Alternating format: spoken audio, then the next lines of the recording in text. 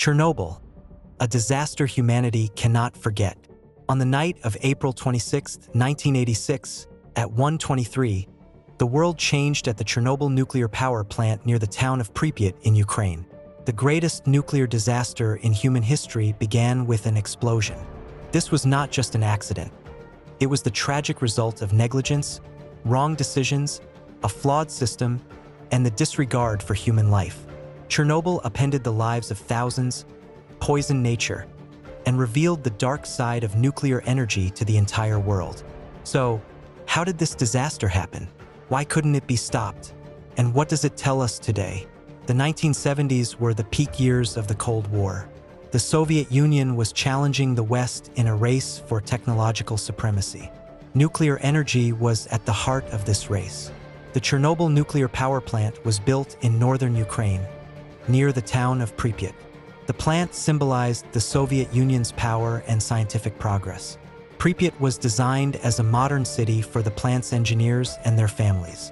Wide boulevards, new schools, hospitals, and amusement park. It was like a socialist utopia. But behind this bright picture lay a dangerous truth. Chernobyl's reactors were of the RBMK design. These reactors were built quickly and cheaply but carried serious safety flaws. For example, the reactor's control rods had a design flaw. These rods, meant to slow down the reaction, could in some cases accelerate it. Additionally, emergency cooling systems were inadequate. Scientists and engineers reported these issues, but the Soviet bureaucracy ignored the warnings, because the system had to appear flawless. On April 25, 1986, a safety test was planned at Chernobyl's Reactor 4. The goal was to test whether the reactor could continue operating in the event of a power outage. This was an important step to prove the plant's reliability. However, the test was marred by a series of unfortunate events. First, the test was supposed to take place during the day, but bureaucratic delays pushed it to the night shift. During the night shift, a less experienced team was on duty instead of seasoned engineers. Moreover, the electrical grid the plant was connected to refused to postpone the test. The team began working under pressure. For the test, the reactor's power was reduced, but this low power level created a dangerous situation in RBMK reactors. The reactor became unstable and a process called poisoning began. This meant the accumulation of xenon gas in the reactor's core. Operators struggled to regain control, but instructions were unclear and communication was disjointed. Safety protocols were disabled one by one. As the hours passed, small errors piled up. And then, on the morning of April 26th at 1:23, the disaster struck. The control rods were withdrawn incorrectly, causing a sudden power surge in the reactor. A steam explosion blew the reactor's roof off. A second explosion immediately followed, exposing the reactor core. Tons of radioactive material were released into the atmosphere. The sky glowed with red and orange flames. Chernobyl had become a nuclear inferno. In the first moments after the explosion, workers and firefighters at the plant fought the flames, unaware of what they were facing. Radiation, an invisible killer, spread everywhere. Firefighters, equipped with only basic gear, tried to extinguish the fire but soon began showing symptoms of acute radiation syndrome: dizziness, vomiting, and burns. Most died within hours. The operators in the control room were in shock. Authorities were notified, but the Soviet system downplayed the disaster's scale. Initial reports mentioned only a fire. The 50,000 residents of Pripyat, unaware of the danger, continued their daily lives. Children went to school, families spent time in parks, and young people enjoyed the amusement park. Though the sky had an eerie glow, no one realized the threat. 36 hours later, the severity of the situation became clear. Radiation levels in Pripyat were dangerously high. The Soviet government finally ordered an evacuation. On the morning of April 27th, hundreds of buses arrived in Pripyat. People were told they would be gone for only a few days. They could take only a few belongings. Homes, cars, and memories were left behind. Pripyat turned into a ghost town within hours. Those evacuated never returned to their homes. Meanwhile, radiation spread to Europe.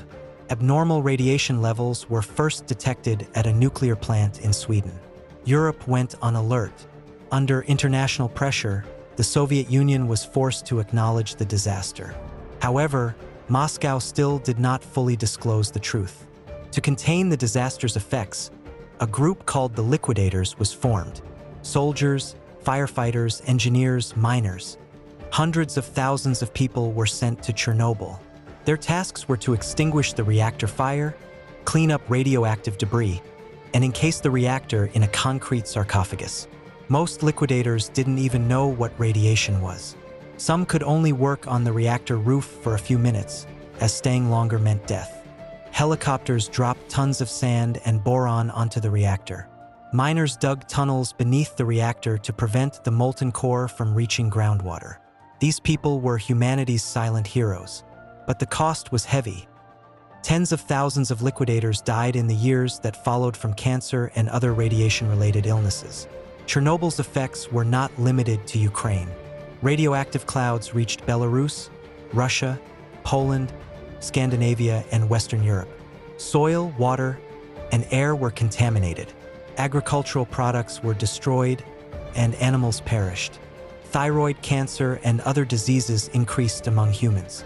Children, in particular, were exposed to the long-term effects of radiation.